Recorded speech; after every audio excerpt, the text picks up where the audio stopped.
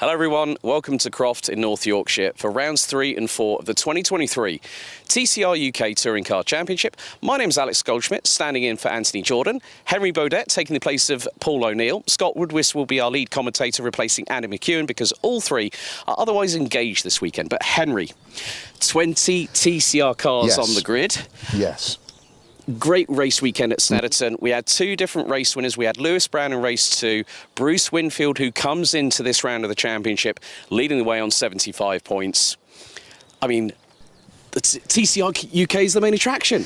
It is indeed. It's the first time that TCR UK have been to Croft since 2019, so it's a real reset. We've got a whole new generation of cars, a whole new generation of drivers. Yes, obviously there are some drivers that have had experience here at Croft in a TCR before, but I mean, we're really picking up where we left off from Snetterton. This is a 2.1 mile circuit. There's lots of very fast flowing sections, but likewise there's some very, very tight technical turns as well.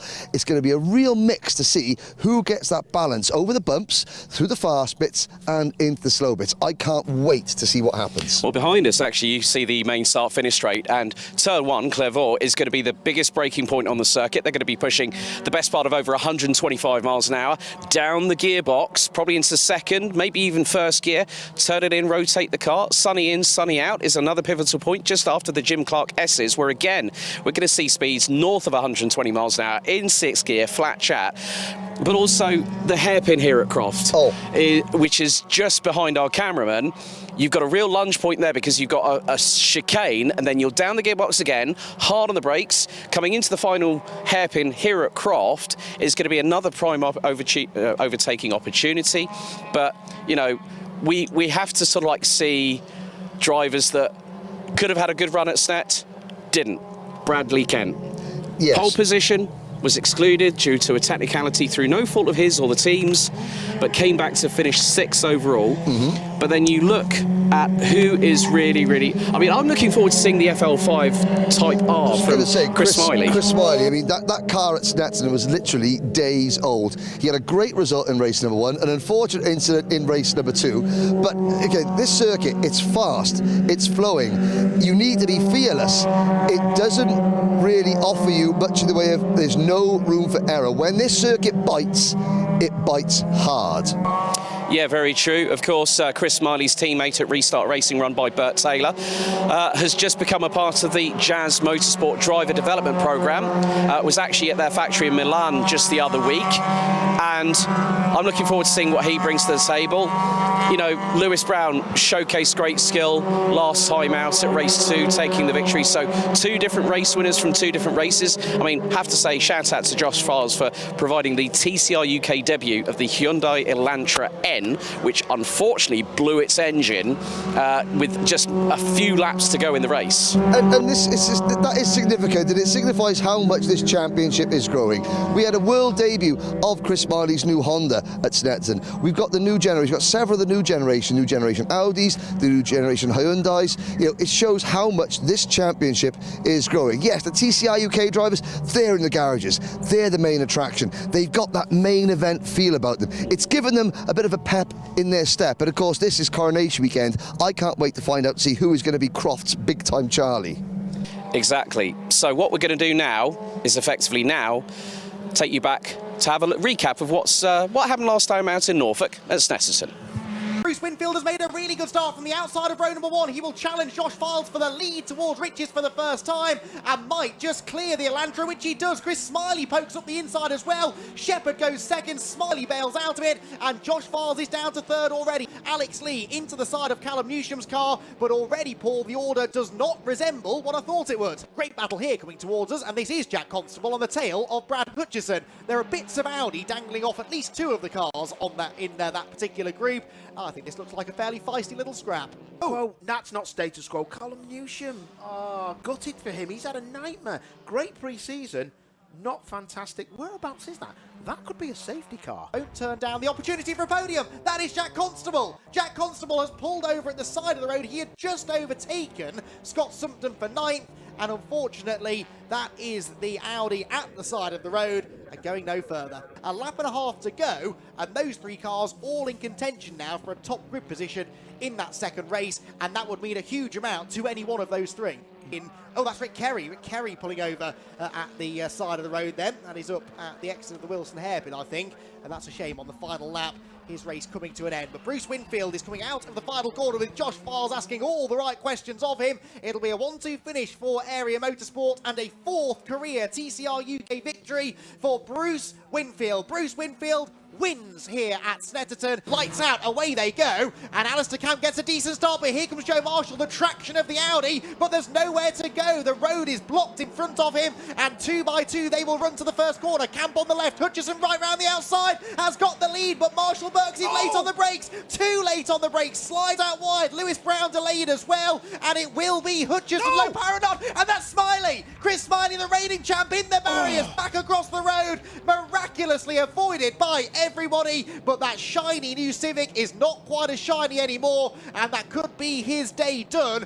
But Brad Hutchison leads the way after a terrific start. Chris Smiley going no further. He didn't get the best to start from pole, and he's struggling now, isn't he? Look at all this going on. Big move from Joe Marshall, and this is it. If he gets past him for 2nd place, I think he could win this. Here comes Lewis Brown looking to the inside of Alistair Camp for 4th place, and Bruce Winfield with a lovely dive up the inside of Jensen Brickley, and Adam Shepherd comes right with him. In. Here comes Files to the outside of Hutchison for the lead. Needs to be careful not to open the door though for Joe Marshall, who peeks to the inside line. So Brad is going to defend this lead if he can, and the more he does, the more opportunity this presents for the 3rd place man. Here, look at it, round the outside. That's not going to work, is it? If this comes off, that is a brilliant manoeuvre. Joe Marshall. Oh, wow, mate. I don't know if it's done yet, but Hutchison will be looking in his mirror thinking, thanks for that, mate. Can he get through? You've got to be careful here. He might turn himself round, but the Elantra's still there. This will be awesome round turn 1. Oh, Lewis Brown is pushing Josh Files into turn 1. NASCAR style goes up the inside of all of them. Marshall Burks drop back. Contact. Brown sideways. Files sideways. Camp in the mix. Marshall up the curb. 3 wide towards the hairpin. And somehow it may still be the Audi that comes out of this in 2nd place. They are all over each other at the start of lap number 4. Touring car racing at its best. And Joe Marshall is into 2nd. Not the first time we've seen Kirby on the grass. Here comes Marshall for the lead now. Audi Gen 2 on Gen 1, and he has got him sideways. No, Joe Marshall off over the curb, and Hutchison's back through. Unbelievable. Joe Marshall Burks for a brief moment had the lead, but too late on the brakes, and it's so easy to do that there. Now Files is up the inside of Brad Hutchison, but still there's no way through. Go on, Bradders, look at that. Round the outside. He's had it done to him. He's all the way around the outside. Files for the lead. Gets it done. That was better than the move that was put on him. But once again, down into the braking zone. Lee on the inside, and that's Carl Boardley. Where's he come from? He's round the outside of 6 million people. Hutchison is looking like he's slowing. No, he's still going. Cars off left, right, and centre. Oh, Boardley on the grass. Hutchison still in 3rd. Somehow Alex Lee trying to get past him now. There they are. Definitely not 1.3 seconds now. A mistake for Josh Files. That's rare. It is rare. That is... Oh, he's having a nightmare. He's having a real nightmare. That car very oversteery on the exit of Coram. He's catching up.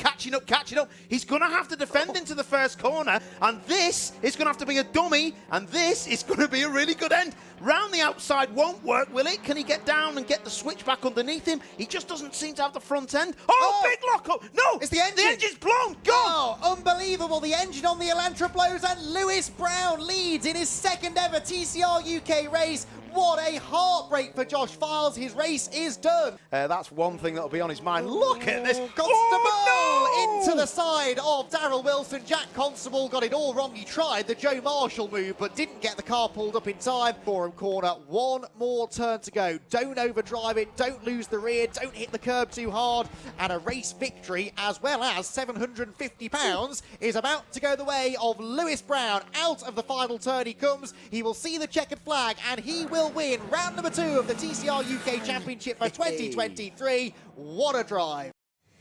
So now we're into rounds 3 and 4 of the 2023 TCR UK Touring Car Championship here at Croft in Yorkshire, and I'm joined by the current points leader, Area Motorsports, Bruce Winfield. Bruce, firstly, let's just have a look back at Snet. An emotional weekend, of course. Your dad's sudden passing, the Paul Winfield Trophy now as part of the Civic Cup. Just the emotions were very, very visceral. I remember Nikki from the organisation, Nikki Lines, giving you a hug. And it was just one of the most heartwarming stories. And not only that, by leading the championship, you also got the driver of the weekend, courtesy of Andy McEwen and Paul O'Neill.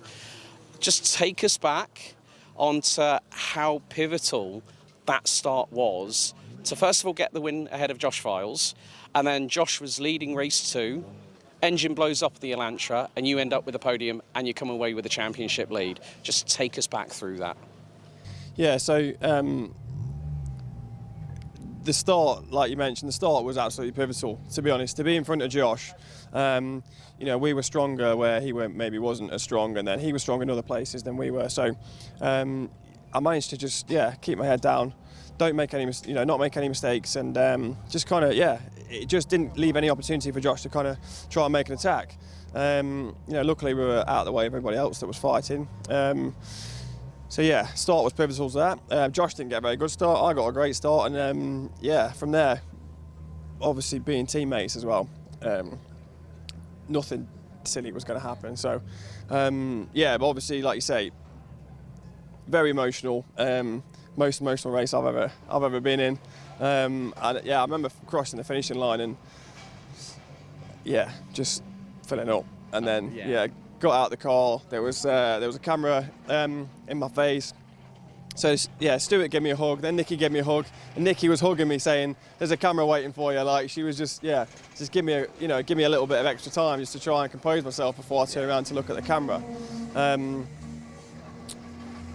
It seems different. It's very different being in the paddock without him. He's always been with me, and to be racing without him there, you know, it's tough. So, yeah. I mean, I can honestly say that he is your guardian angel, and he has been all the way since his passing. And it's really, really good to see that you've got him with you at all times. But moving aside from that, we're now here at Croft. A very different circuit, very, very long straightaway into turn 1, which is, you know, the nose of the TCR cars dip down. You've got to rotate the car through that first corner. We've got 19 cars on the grid, including yours. Here's going to be a very, very different race weekend, because we've already had a little bit of inclemental weather with the rain this morning here in testing, because we've got qualifying tomorrow afternoon. But the track has evolved, dried out over the course of the day. How has the progression with the i30N been for you over the course of the duration of today's running?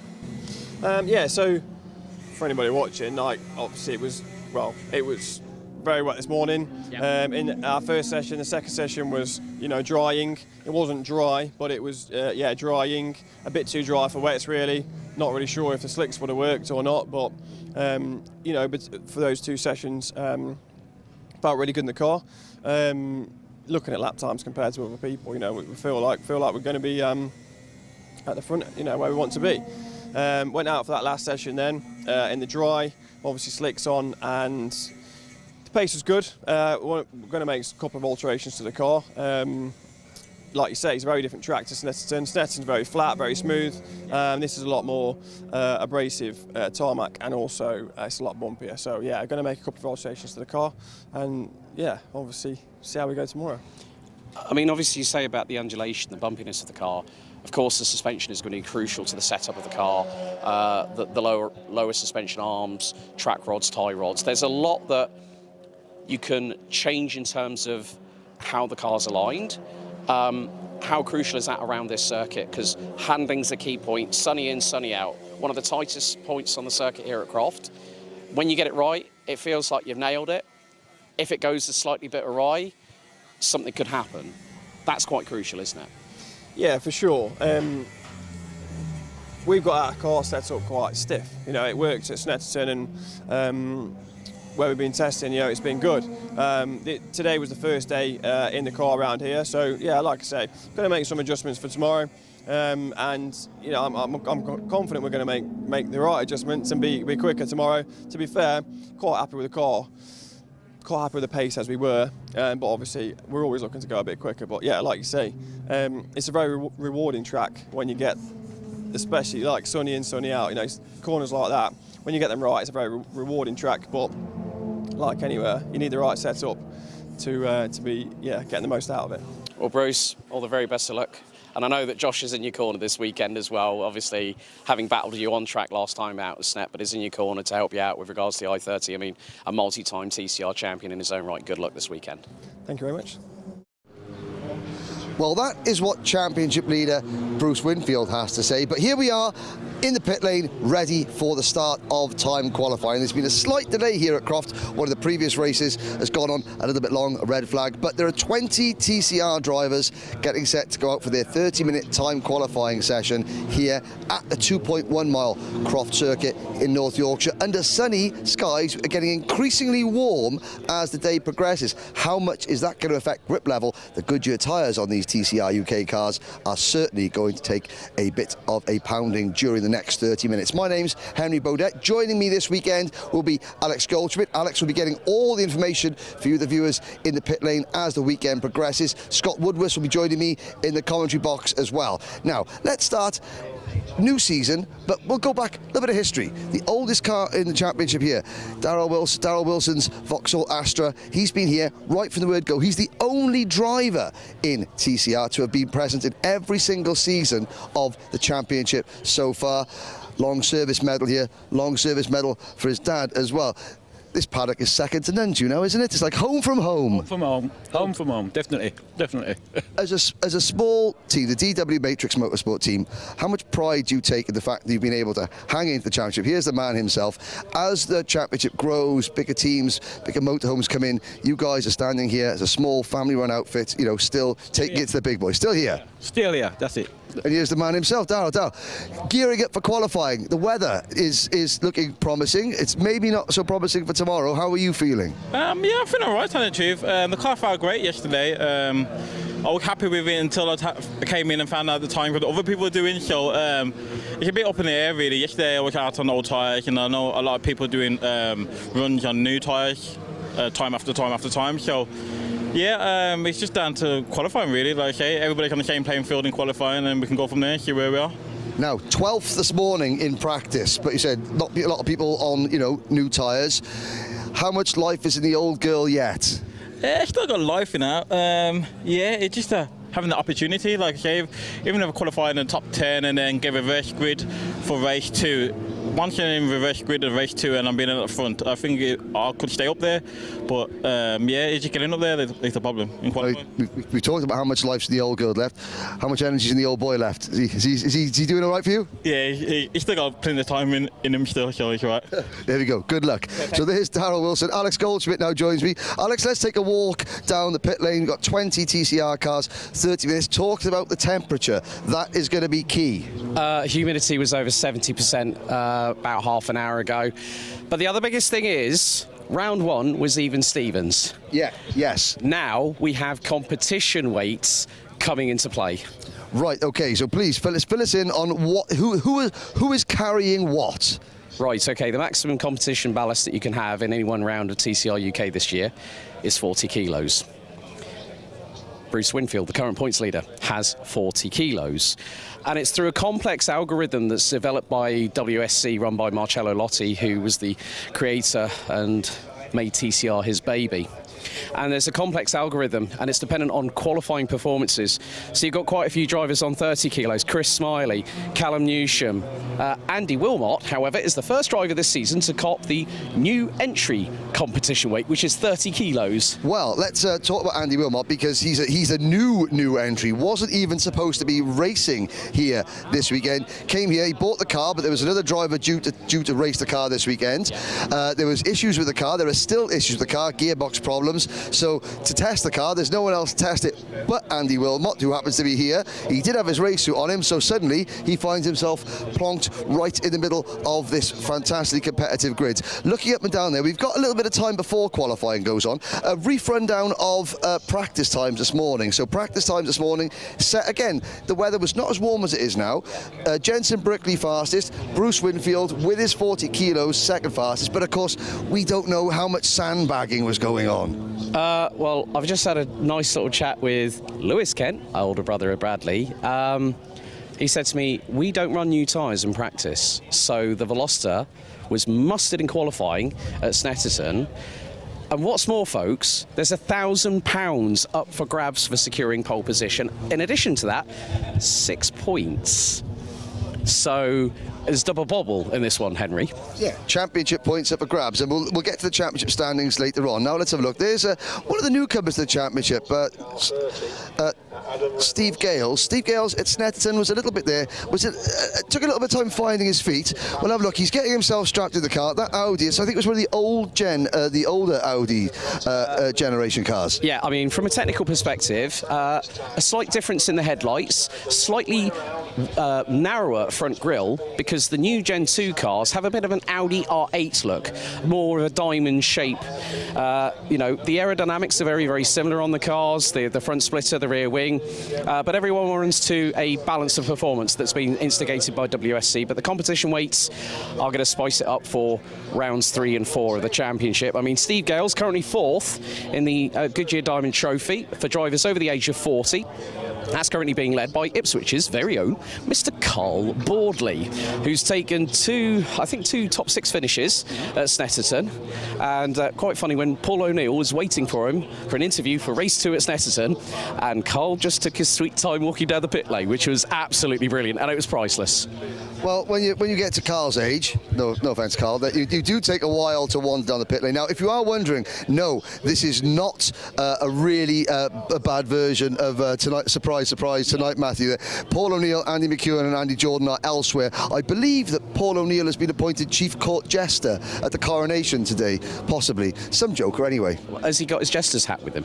He always does. There we go. Yeah, there we go. Love you, Paul. We'll see you back soon. Brad Hutchison. Now, later on, we're going to have an onboard lap with Brad Hutchison. He's giving us a wave. Hopefully, he's around to put the SD card in his thing. Another of the Audis. Now, the difference between, is this a new or an old stock? MPHR are running the Gen 1 Audis, as is Gary Townsend in the 223, but it's a little bit further down the grid. Oliver Cottam is driving one of the new Gen 2 Audi cars. We've actually got we basically got about 5 minutes until the cars are released for a 30-minute qualifying session. So we get to see Rob Boston Racing, Joe Marshall. That is... I'm trying to think which one's got the Gen... You know, well, it's definitely an Audi. We know that much. That is the Gen 2. So new aerodynamic profile, slightly wider front grille, and when you have a bit of a black livery on the front bumper of these cars, you can see a hint of that Audi DNA. And to be fair, the cars look really good. I mean, we've got some great opportunity, up close and personal footage of the cars in action. I've got to say, this morning, Alex, when we were chatting to the drivers, doing interviews with them around the place, they're all very jovial, you know, very happy. Obviously, now they got their business heads on.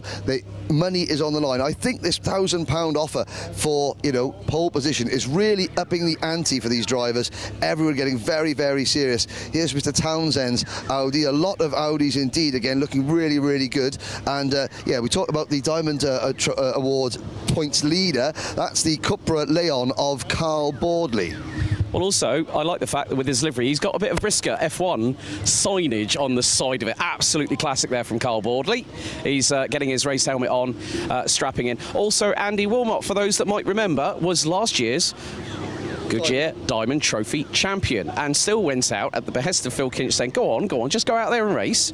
And Andy said, oh, I didn't need to do that, but hey, you still went out and had fun, didn't you? That's the whole point here at TCR UK. But, you know, also, I had a chat with the team at Restart Racing, home of current reigning and defending TCR UK champion Chris Smiley. The FL5, it's chassis number 1.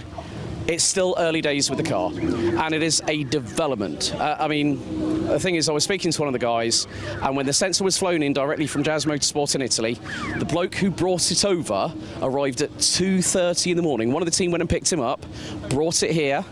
I'm really looking forward to seeing how much a measured performance Chris Smiley can provide. But I had a nice little chat with fellow Essex boy, Scott Sumpton. He said, I'm going to send it today in qualifying. So I know that 18-year-old is primed, ready to see what he can showcase. I mean, he needs to prove himself a little bit. And now with the support of Jazz and the driver development program, Scott has got every opportunity to show his muscles here at Croft. And as you can see, the sun is very much shining. I mean, we're sweltering in these jackets right now. And I have to say, a big big thank you to everyone. There was some really good new team kit this year. A little bit further down the pit lane, Jensen Brickley. This morning, Jensen went fastest of all in practice. Let's not forget, ladies and gentlemen, he made his touring car TCR debut just a few weeks ago at Snetterton, the number 246 family-run team. Again, another driver, short oval experience. You know, that's why he's come from a short oval background. That's why he got a bit of a brisker livery on it. Here is Bradley Kent. Now, if there's anybody in qualifying, Alex, that has a chip on their shoulder before this qualifying session, it's going to be Bradley Kent. He has got his eyes on that £1,000 prize, and with good reason after what happened at Snetterton. When you think about it, the Hyundai Veloster is actually a shorter wheelbase car. It's one of the shortest cars in terms of overall length. So that compact aerodynamic properties of that car, which is no longer effectively being produced by Hyundai Customer Racing, because the Elantra is the new big thing. It's very much in the ilk of a four-door saloon. So I don't think he's got a chip on his shoulder, Henry. He has got a point to prove again. I mean, it was just a sheer fate of circumstance that he lost qualifying at Snetterton, but still is 6th in the championship. We're still at this second weekend of the season. Don't count anybody out of this championship yet, and for very, very good reason. Brad Kent is one of my picks to shine in qualifying again. Yes, and of course, the championship situation, 6 points on offer. Well, at the end of Snetterton, Bruce Winfield leads with 75 points. Lewis Brown is second on 69. He's not here this weekend, though, so no matter what happens in qualifying coming up very shortly, the car's coming out, a beautiful sound of those engines. They sidle down the pit lane here at Croft. Bruce is still going to be on pole position come the end of this qualifying session. What goes on? 30 minutes coming up next. We'll speak to you after this ad break.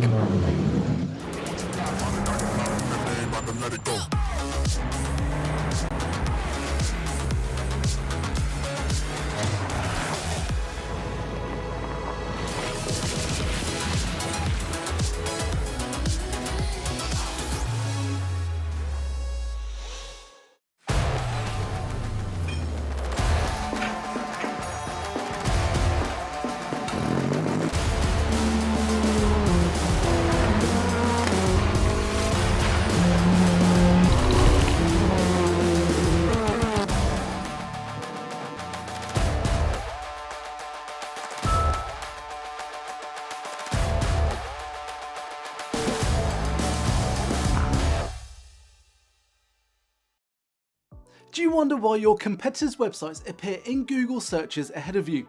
Then make a call to the SEO experts Woya and understand how your business can be more visible online. As the official marketing partner of TCR UK, you can now work with a trusted search engine optimization partner to increase web traffic, inquiries and sales. Speak to us for your free audit and quote by visiting woya.co.uk today.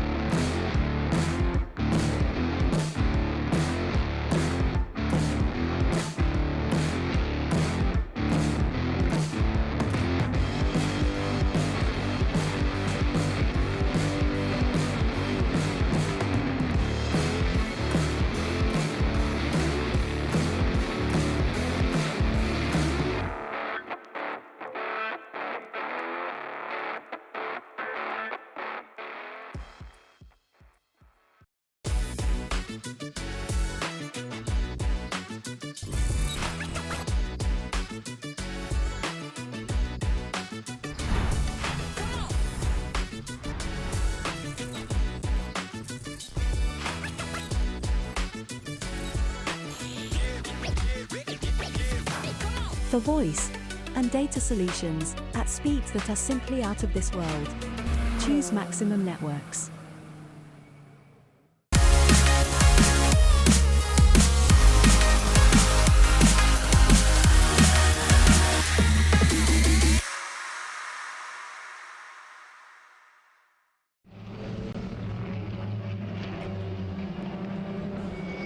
Well, welcome along everybody to qualifying for rounds 3 and 4 of the 2023 TCR UK Touring Car Championship. It's a very sunny and beautiful Croft in North Yorkshire.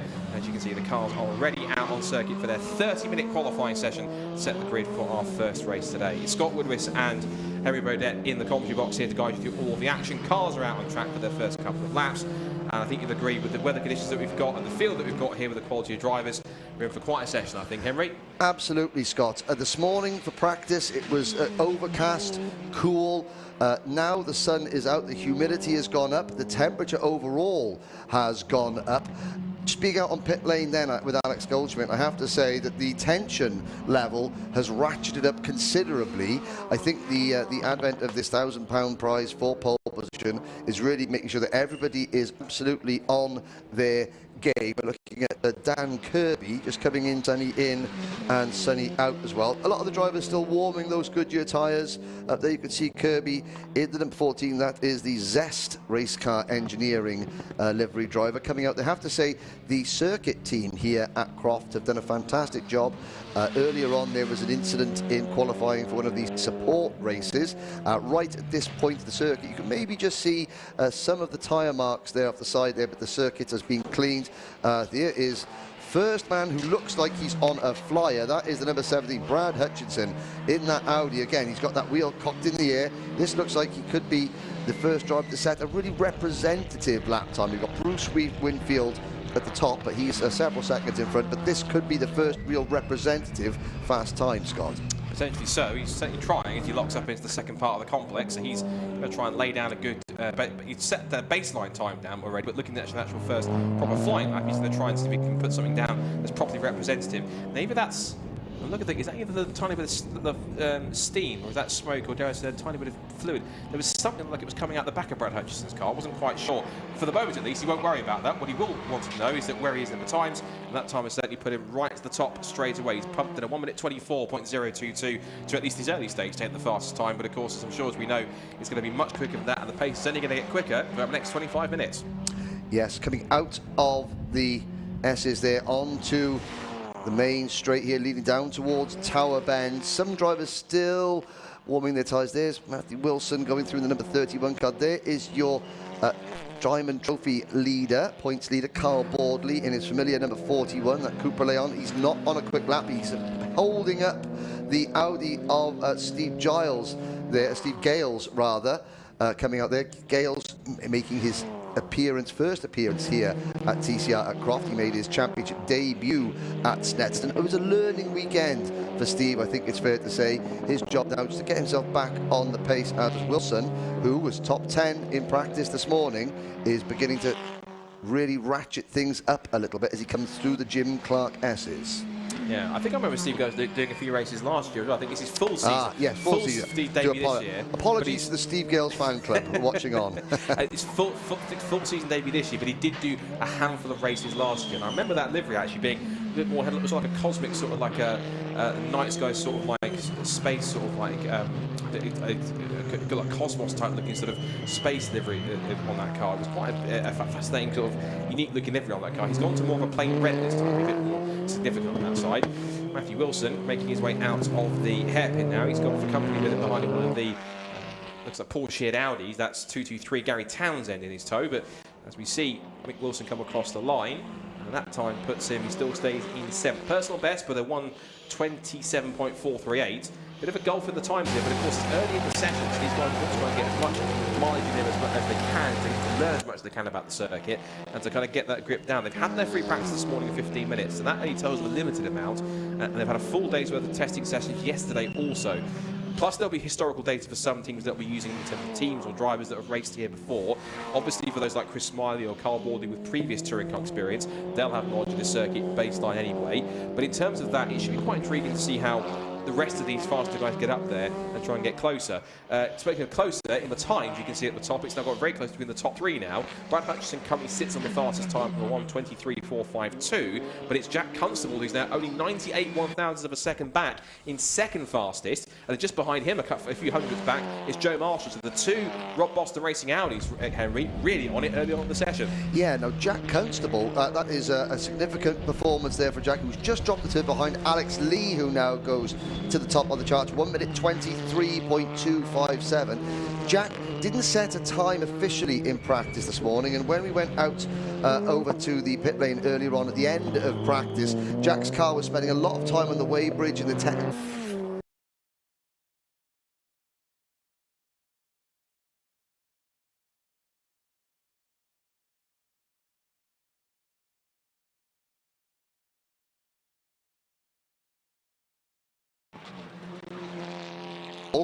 Joe Marshall, the number 99 car, one of the many Audi, the Gen 2 Audis here for Rob Boston Racing, moves into 4th place. As I say that, though, now we're getting the times coming in. Drivers have been out, they've done an outlap, they've got some heat in their tyres, they found a piece of track that they that is not being blocked by anybody else, and the times are beginning to come down, with Carl Boardley moving into P2. Yeah, excellent effort from Carl. He's only put himself 59,000 of a second to 600ths behind Alex Lee's time. And one thing I find also almost hard to fathom with Alex Lee in particular is that practically this time 2 years ago, he was here at Croft, but in a Fiesta Junior car. So in the space of 2 years, he's gone from Fiesta Juniors to TCR UK, and he's been a TCR UK race winner on top of that as well. So the fact that he's really climbed up the ranks not only shows us how quickly he's been able to adapt himself, but also as well, we'll talk about it very briefly, of course, now being a permanent support series now to TCR UK's Fiesta Juniors, how much of a great proving ground that's proven to be, because you've got the likes of Alex Lee on the grid here, who used to be a Fiesta Junior racer. So too is 6th place man Jensen Brickley. Obviously Bradley Kent is as well, because him and his brother Lewis came through the FJC route also. It just shows that shows the confidence and actually the proof in putting them as a permanent TCR UK support series to allow them to genuinely breed touring car and TCR drivers of the future. Absolutely, and you can see that obviously there are different championships within the championship. There's the main championship, but then you've got the Tom Walker Trophy for drivers that have not had a podium in TCR in the last 2 or 3 seasons, I believe. But you've also got, the Goodyear Diamond Trophy for drivers of a more advanced disposition, shall we say? Experience. Yeah, it's a great word I like to use. But significantly, of the 20 drivers that are here, there are only 5 drivers in that Diamond Trophy, which means that there are 15 drivers, the young guns, the new generation. We talk about new generation of cars, new generation of drivers as well. And one of those Diamond Trophy drivers is the man we just seen on screen, a very welcome return to Andy Wilmot, because he's had a bit of a story when it comes to TCR, because he raced last year, of course, in a Hyundai with Jam Sport mainly. He's now switched across to Area Motorsport, I believe, and this has been a bit of an interesting story, because he did originally have, he had the Hyundai that he raced last year. He then went and bought a Honda Civic, then tested the 2 cars back to back to see what they're like. Eventually, for I guess reasons only known to himself, had to sell both and didn't actually race. He's now come back, but now got the ex-Chris Wallace car that raced last year, and he's now competing in that from this weekend, hopefully this weekend onwards. And to even further bring the story around full circle, the very car that he bought originally, the Honda Civic, is here in the championship this weekend and this season in the hands of Scott Sumton. So eventually the car that he originally bought, the Honda, which is an ex-TCR Europe Brutal Fish car that used to be raced by Pepe Oriola in that championship, has now ended up in the hands of Restart Racing, at least for the time being, until I believe Scott Sumton then gets his own FL5, which should come shortly. Yes, and Andy Wilmot wasn't intending to race it. That car was for another driver this weekend, but there were issues with it, and Andy has stepped in right at the last minute. Now, there is our provisional pole sitter at the moment on your screens, number 4, Bradley Kent. He is coming to start a new lap with a new second-place driver, Callum Newsham. And this is quite significant, because Brad Kent will have a bone to pick with not to say bone to pick, but he will have a point to prove here, because he did take pole position on the road at the time in qualifying at Snetterton. So this Hyundai Veloster has got serious pace underneath it, and so does Bradley. Of course, this was his brother Lewis's car from last year. Lewis is taking effectively a year sabbatical on the sidelines, but he's very much involved with looking after Bradley and also driver coaching a couple of other cars as well, but mainly getting involved to help engineer Bradley in this car, which he's driven for a whole year. So he's got a year's worth of data to help share across on that. And now he's really getting the most out of it. And Bradley Kent is going to have a point to prove it. And he wants to hope that if he can get pole position this time, 1, he keeps it, and 2, that he shows them what he can really do. Because across the 2 races, he went from the back of the grid to 11th in the first race or so, and then to 4th in the second race. The pace he showed, one has to wonder, if he had kept pole position, what kind of result he might have achieved. If he can keep it here, and all things being well in the next 17.5 minutes and beyond, he could be a real dark horse for victory this weekend. Yeah, motivation is not an issue for Bradley Kent in this session. We saw briefly Jack Constable back in the pit lane. Chris Smiley has put in his first fast lap. He's moved into 7th position. Now Brad Kent comes into the pit lane to join Carl Boardley, Joe Marshall, Jack Constable, Alex Lee, Brad Hutchinson and Matthew Wilson in the pit lane. So we've got just over half the 20 drivers on circuit at the moment. Track temperature will continue to increase as the session progresses. So 30 minutes, there's a lot to think about. You know, you want to be out at the end of the session on clear track when the track temperature is absolutely maximised. There's Andy Wilmot just in front of Steve Gales as they come into this fascinatingly fast section here, the Jim Clark S's, and then the run into sunny in and sunny out. It gives you, the spectators at home and the spectators here at the circuit, one of the best opportunities in the country to see not just the drivers at work, but to see these cars at work. You know, over the bumps here at Croft, although there's been research, the circuit looks absolutely fantastic this weekend. There are no denying that there are plenty of bumps that makes the car, oh, and there we go, that is a problem. Steve Gale's off the road. You lost it under braking going into the complex. The only thing is really broken is some of the skirts on the side of the car, but apart from that, everything seems to be good. There is a bit of steam coming off, but I reckon that's possibly from the brakes after he locked them up on the rear. He was, at the moment, 20th in the time, so he's having a tough time with it, and I imagine possibly is that a case, really, that he's still struggling with some of the running here. No, there you can see there, that's Warren Kent at the front of Brad Kent's car, Brad's dad, instructing it. Lewis is around there as well, the rest of the team. Let's have a look back at that. So you can see coming out of Sunny out, just gets a wheel, gets that right front wheel on the grass just as he's applying the brake, that and settles the car under braking, and he skirts off. I have to say he will be, well, he skirts off with his skirt off, and I have to say he's very grateful for the very extended run area here at Croft, at that part of the circuit coming into the complex. Now, the clock continues to tick, Scott. We haven't gone to a red flag situation yet. We are 15 minutes into this session. Bradley Kent, Callum Newsham, Carl Boardley, your top three. Chris Smiley, now just half a second off top spot fourth, and this morning's practice pace setter, Jensen Brickley, just half a second off provisional pole in P5. Joe Marshall, Jack Constable, Adam Shepherd, Alex Lee and Brad Hutchison round out your top 10. Then the youngest driver in the championship, 16-year-old Oliver Cottam in 11th position. Really good to see the top 10 separated by less than 1 second. Bruce Winfield, championship leader, down in 13th position behind Dan Kirby. That is going to be a problem because Steve Gales' car isn't going anywhere. The yellow flags are still waving. The green flag is still out. So we haven't stopped the session. Is that going to prevent drivers from improving their times? Well, I mean, it will at the moment until they can move Steve Gales' car. We haven't seen yet, Scott, whether Steve has managed to extricate himself from the field under his own power, or whether he is going to be stuck there for the remainder of the session, which could cause the likes of championship leader Bruce Winfield a major problem. Certainly could, particularly if the time ticks down. If they do have to go red flag, it only extends the session a little bit further. There is Oliver Cottam, who is certainly adapting to life in touring cars pretty well. He's had a bit of running in other junior racing, and then from that he's had a bit of Ginetta experience. He's now switching back to front-wheel drive, which is where he would have started his circuit racing career at least. He makes his way out through the S's and onto the back straight towards the Tower Bend. It's looking like it's quite interesting.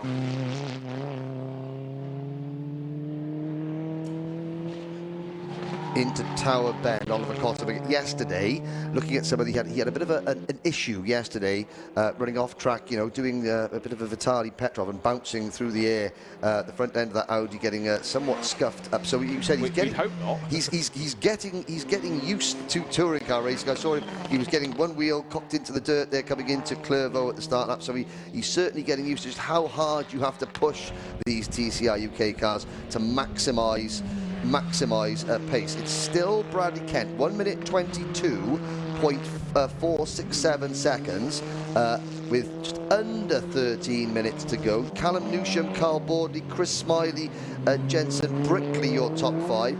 Then it's Joe Marshall, Jack Constable and Adam Shepherd. Well, now, when we arrived here yesterday, Scott, there were 19 cars on the TCR UK entry list. However, yes, Adam Shepherd, I mean, talking about last minute phoning around for a couple of extra pennies to fill the coffers to allow him to race there. I know that Adam is very grateful to family members and supporters for literally at the last minute, within 24 hours at the start, finally getting the budget together for this round. And I have to say, the number 223 car positioned, well, no, sorry, that's Gary Townsend, but Adam Shepard in the number 117 car is that Hyundai i30, positioned nicely inside the top 10 at the moment. We've got just under 12 minutes remaining.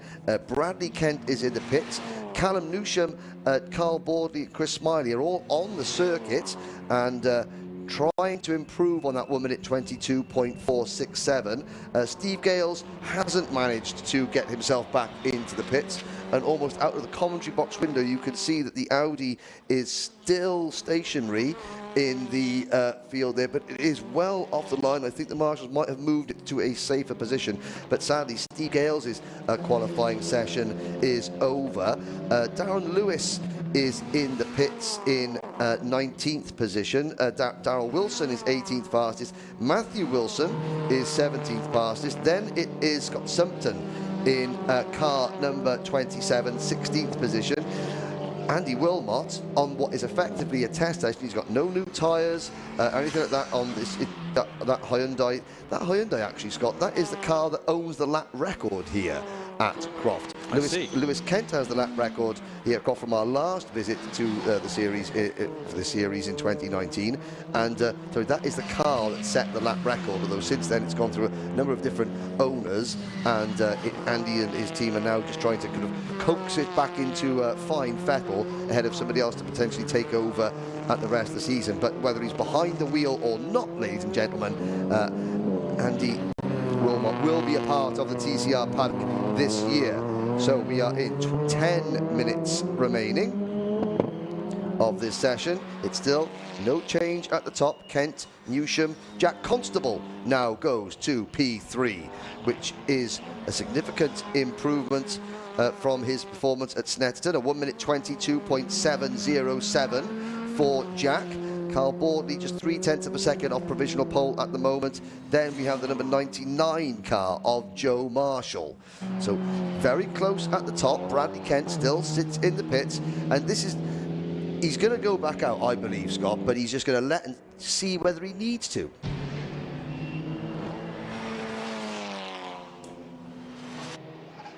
So still a few minutes left to go in the session to see if we can have an improvement on times at the moment. If you are watching on screen, forgive us if there's any, if the stream is currently paused at the moment. It's we wanted to check the which we're trying to iron out here. We're just doing things old school, Scott. That's what we're doing. We're just doing things old school. If you could call it that, I suppose, yes. So Bradley Kent still holds the pole position time at the moment. Currently sat in the pit lane, 122.467 at the moment. Which last lap it says was a 122.307, which actually would put him quicker than that, but it's obviously not either registered or it possibly hasn't been deleted for track limits, I'd imagine, possibly. Now, Callum Newsham on a quick lap. He's just gone purple through the middle sector, trying to get better than a 1 minute 22.683. Personal best, sector 1. Fastest of all through sector 2. Oh, he improves his time up to 1 minute 22.621, but stays in second place, Scott. So again, Bradley Kent, watching on from pit lane, can breathe a sigh of relief just for the next minute and a half or so. Looking down, lots of drivers going personal best through the first sector, Scott, but then it's the last sector, the very most technical sector, where drivers are sort of not improving as much. So it's still, with 8 minutes 20 seconds to go, the last time around, and again, this time Callum Newsham has backed off. Also an excellent time last time around for Jensen Brickley. He was able to pick up a tie to put him onto 7th fastest on the grid, so he's now up there, which will be the 4th row. Change also as well. I think he's had someone switch up to 2nd place just on that. Carl Boardley. Yes, Carl Boardley. So Carl Boardley up now into 2nd fastest, and that now puts him nearly 0.08 of a second off the pole position time. So Bradley Kent's time, I'm not sure was all that safe.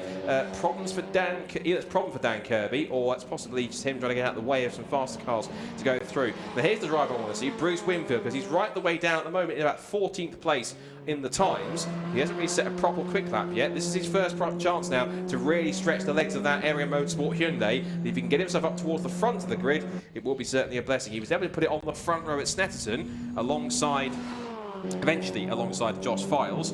Josh is here this weekend, but not in a racing capacity. He's here to simply give the aid and assistance to Area Motorsport and to Hyundai, and to give Bruce Winfield as much training and encouragement as he can. He's been doing that all through the winter. Bruce is one of those drivers where he's just been getting quicker and quicker and quicker every single time he goes out and races, every single session, every lap. You can see the body language of that Hyundai as he's really throwing the car around properly into the corners now. You see that through sunny in and sunny out, that car looking pretty well hooked up at this point in time. I was saying he's getting quicker and quicker, not just in this season, but on this lap. Personal best first sector, but it falls away a little bit in the middle sector. He's got a 1 minute 24.028, but I think this is going to go faster than previously, but it's still not going to be quite enough to get him up into the real sharp end. Let's have a look. Round the final hairpin with 6.5 minutes to go. And Bruce Winfield comes across the line and moves up to, well, he's moved into the top 10, but only just, no, in fact, he's now dropped to 11th because Carl Boardley has just moved top of the pops, 1 minute 22.434 seconds, new fastest lap, provisional pole for Carl Boardley. And I did notice, Scott, that there was a marker, one of the inside corner markers on the inside of the track going into turn number 1, and a slippery surface flag to boot. So a lot of drivers trying to kick up the dust as much as they can, but Carl Boardley then to the Is that deliberate there, Scott? They're kicking up the dust, do you think? Or is that just, again, trying too hard? I think it's more just them trying too hard, pushing as hard as possible in that sense. But am I just being cynical? Possibly. But Carl Boardley then, with 5.5 minutes to go, goes to the top of the times then. He's got a 1:22.434, only 33 thousandths of a second quicker. You can see him warming up here to try and pick up another lap time. See if he can go even quicker this time, weaving from side to side to get some heat into those tyres. But Carl Boardley then showing his touring car experience fully. And I remember back at Snetterton, he wasn't quite in the best sort of mood. He was quite grumpy most of the time.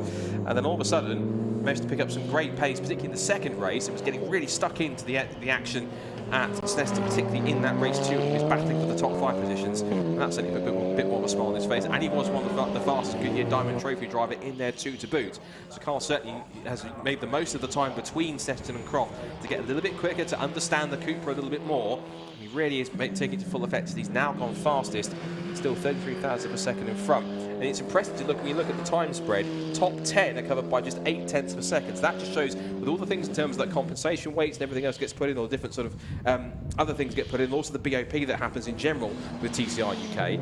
It's great to see effectively that it keeps things as tight as possible, and it really opens the door for a lot of different drivers to get up there, get themselves involved, and to really go for some fantastic results, regardless of where you might be on the grid. Now, the only driver really putting in personal best at the moment is Adam Shepherd in the number 117 car. He's up into 8th position. I have to say, though, I would have imagined that with 4 minutes to go, drivers this is where they want to be at their quickest. I'm surprised, Scott, to see not as many green sectors, which of course signifies a driver's personal best sector, or purple sectors, which is the best sector time of the entire session. Bradley Kent onto a new lap. He's second at the moment, just 300ths behind Carl Boardley. 3.5 minutes remaining, so he's still got time, Scott. And if you have a look around him, he's got clean air. No one blocking his way. Should be really crucial, of course. More clear air that he's got, they'll be able to give him maximum ability to try and close that gap at a 33 thousandths of a second if he can find it.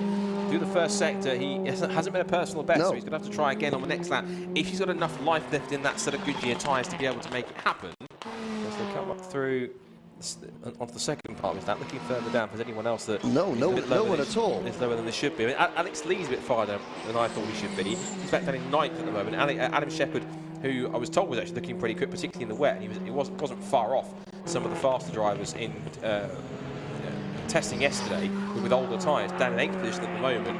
And in terms of others that are up there too that should be a little bit higher, Chris Smiley managed to put the FL5 Civic at the moment into 5th position at the moment. And then it really is, if you've got either a Hyundai or an Audi RS3, you're pretty much guaranteed to do well, alongside the fact that you've also got the Smiley in the Honda. And of course, you've got the Coopers up there as well, because you've got Jensen Brickley into P7 with his best effort so far.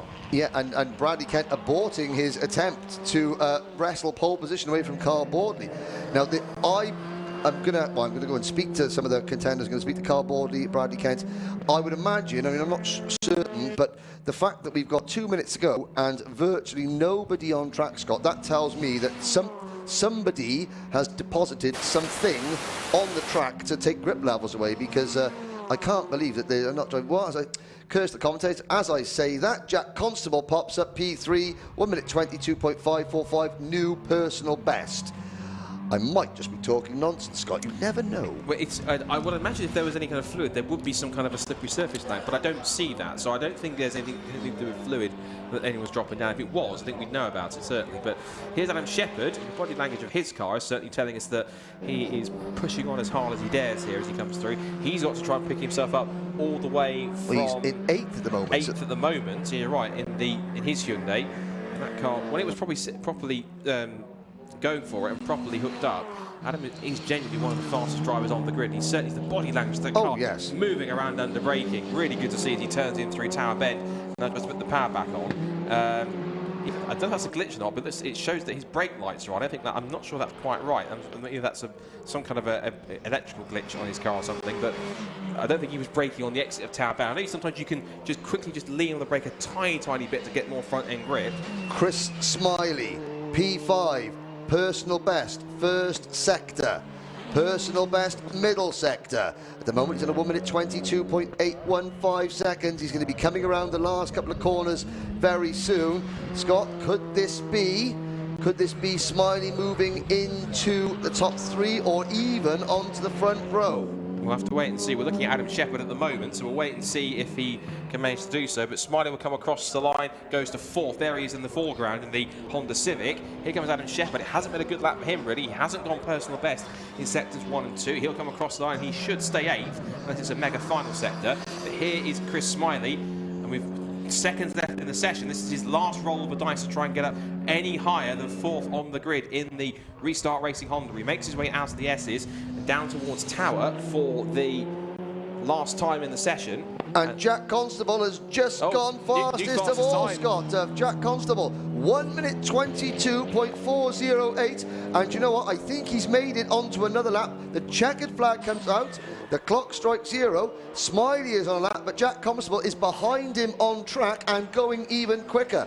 Fascinating. Smiley, personal best first sector. Callum Newsham moves up to 4th at the end. They were all just waiting right to the last minute. So it's Constable, Bordley, Kent, Newsham, Smiley. So it's Chris Smiley then, going past, I think that might be Jack Constable, he's moved out of the way, so he's just moved out of the way in order to let him through. Come up now through the complex. Let's see Chris Smiley looking at his time so far. It was personal best in the first sector, hasn't gone any quicker in the second sector, so he will try and get closer if he can, and Jack Constable won't even get another lap in here. But if that's his final effort, and that was a mega time for Jack Constable to put himself on provisional pole position. Then we also just heard from our producer here that Bradley Kent had some kind of front suspension problem, and because of that he took no further part in the session, so he will wind up 3rd fastest unless anyone else behind him can improve on that. But across the line to at least complete his session is Jack Constable as he comes across the line. Adam Shepherd aborts his last lap and heads into pit lane after he put in an effort that puts him in 8th, so excellent stuff for him. And then we've got an excellent work for Carl, but that's quite a front row, in fact, actually, if you look at that. Jack Constable and Carl Borley together front row of the grid. I'm not sure many people would have predicted that one. They're both quick drivers in their own right, but compared to some of the regular front runners in TCR UK, I'm not quite sure anyone had that much money on it. If they did, they're probably quite a very rich man or woman indeed. Yeah, and I'm not convinced that Chris Smiley, Josh Green there, will be best pleased with Jack Constable coming in. We saw him, Constable was coming out of Sunny Out, and he was sort of slowing down and minding his own business, but Smiley arrived on the scene in a hurry. Yeah, but he was off the racing line, let's be fair on that one. He was off the racing line and wasn't quite... if he was in front of him and pulling and blocking, I would have understood, but he wasn't actually really causing any problem. If you have to remember, when it comes to slower cars, it's up to them to hold their line and be predictable and let the faster cars get through. He gave Chris a lot of room.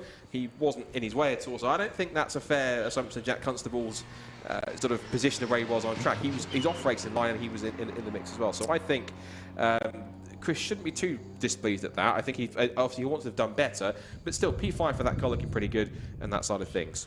Right, well, I will now dash back to pit lane, Scott, and try and get some word from the horse's mouth as you take us through the results of what was eventually a dramatic qualifying session here at Croft. It was indeed. And Jack Constable then takes the first pole position of the season in the Rob Boston Racing Audi. He will line up provisionally on the front row alongside Carl Baldwin. What a time that was. And he winds up only just about 28 thousandths of a second back in the end. It was a great effort from Carl for third place with Bradley Kent, despite the suspension problem.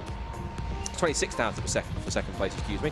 But it's third place for Bradley Kent despite the suspension problem. Hopefully that will be fixed in time for tomorrow. Callum Newsham puts his Hyundai fourth fastest ahead of Chris Smiley in the brand new Honda Civic, goes to P5. It's then Joe Marshall in sixth position from Jensen Brickley in seventh. Adam Shepherd 8th, Alex Lee back down in ninth, and Bruce Winfield, the championship leader, down in 10th and off the pace. We'll have to try and find out what's up with him. Maybe just the competition's closed up or just the setup's just not there on the car. 11th place for Brad Hutchison, who saw his car smoking a little bit, but that car was in the pits for a long time. Oliver Cottams will end up 12th in the session from Scott Sumpton in 13th, Gary Townsend in 14th spot. Dan Kirby finishes up in 15th ahead of a welcome return to Andy Wilmot. He's got some work to do from P16. And then P17 for Matthew Wilson. It's then Darrell Wilson in 18th place in the Sol Vauxhall Astra. It's then Darren Lewis in the 285 Audi RS3. And Steve Gales, who we saw spinning off at the complex, will start at the back of the grid in 20th position. So, excellent stuff all round from TCR UK in qualifying. A very entertaining and very competitive qualifying session, but it sees Jack Constable take that crucial pole position that will put him at the front, and of course he takes the £1,000 prize alongside with that. So, Jack Constable is £1,000 richer. Let's see how he feels about that with the rest of our front runners. He's down there in pit lane having a chat. What a session it's been here at Croft. Top 14 underneath underneath Lewis Kent's lap record from 2019. But this man, dramas at Snetterton. But Jack Constable, blooming hell, top 4 covered by a tenth of a second, and you pip of all people. I mean, I'm just looking down the list. Carl Baldwin by next to nothing. Well done. How does it feel? Annoying, because I threw it off on the last lap and there was definitely more time in it. One of those. I mean, that's the thing here at Croft. You've just got absolutely pushed, but also, what's more, you get a grand in your back pocket, courtesy of TCR UK, and 6 points. That's a great way to start the weekend going into race 3 of the season at 12:05 tomorrow. Yeah, exactly. I think that will clear us. We'll start the championship from here, so we'll now be on 0 points because we were -6 after Snet. So yeah, pretty nice way to start the weekend. Right, and doing the honours, Nikki Lines from TCR UK presents you with your pole position check. Just part of the prize fund here in TCR UK for 2023. But Jack Constable, you said you had more in that lap. How much did you think there possibly was, mate? I don't know. It's so annoying. Just lost it on the way into Sunny Inn, and the front just folded underneath me, and that was it. It was kind of a passenger, but I don't know, maybe 2 tenths? Maybe. So we could have cumulatively been on course for being over 1.7 seconds quicker than Lewis's lap time in the i30N TCR. But, you know, starting from pole tomorrow at 12:05, you've got every opportunity to lead the field and try and counter away. I mean, it's great to see the Gen 2 Audi on the grid. I have spoken with several drivers, haven't managed to speak to you, but what do you think of this car, and how much is this going to help you for tomorrow? I'm absolutely in love with the car, in all honesty. Yeah, we had a few teething issues at the first round, but I feel like we've overcome those and we're in a really good place, and I'm really, really happy with it. It's been a great thing, and the fact that we've got the Audi support team with us this weekend's been a great thing for us.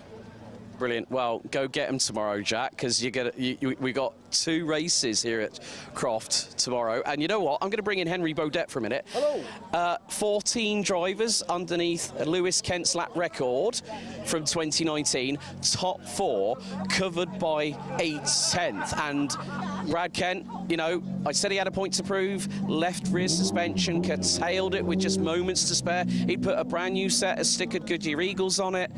But we've got a real battle on our hands tomorrow, haven't we? Indeed we do. Jack Constable, Carl Baldwin, Brad Kent, Callum Newsham.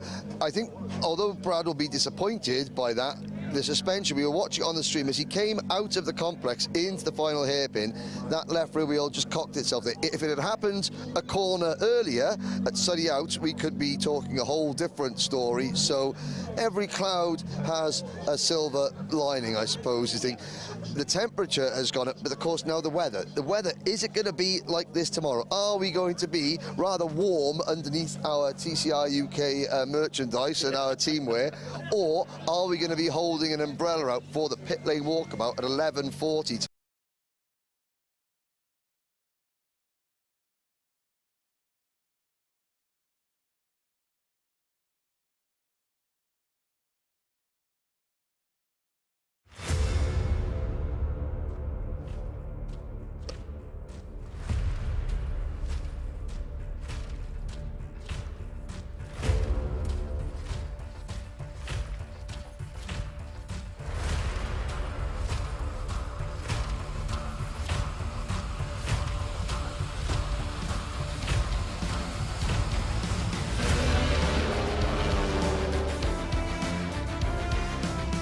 What a classy move. That was a classy move.